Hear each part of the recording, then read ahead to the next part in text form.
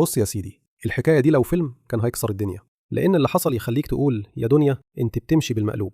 القصة بدأت بخبر هز العالم. جايزة نوبل للسلام راحت لماريا كورينا ماتشادو، المعارضة الفنزويلية اللي أمريكا بتحبها وبتدعمها. بس الغريب بقى، الست دي مؤيدة لإسرائيل بكل فخر. يعني اللي واخدة جايزة السلام بتدعم دولة بتحارب وتحدم بيوت في غزة. يبقى فين السلام؟ ولا السلام دلوقتي بقى بالمقاس الأمريكي؟ ماريا دي مش أول مرة تبان في مشهد غريب. دي قبل كده كانت على علاقة بمحاولة انقلاب فاشلة في فنزويلا بالتعاون مع شركة مرتزقة أمريكية اسمها سيلفر كورب.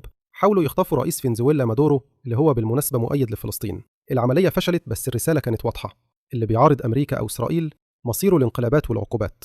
الموضوع ما وقفش عند فنزويلا، لا يا معلم، الخيوط وصلت لغزة. نفس النوع من الشركات العسكرية الخاصة دي بدأ يظهر هناك تحت شعار مساعدات إنسانية، لكن الحقيقة إنهم بيشتغلوا لحساب الجيش الإسرائيلي.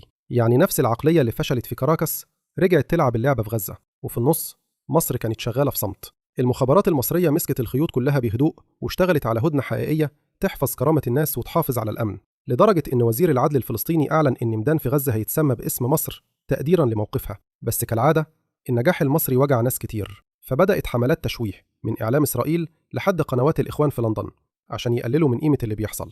لكن الحقيقة واضحة، اللي ماسك اللعبة فعلاً هو اللي بيحمي شعبه، مش اللي بياخد جوائز على حساب دم الناس.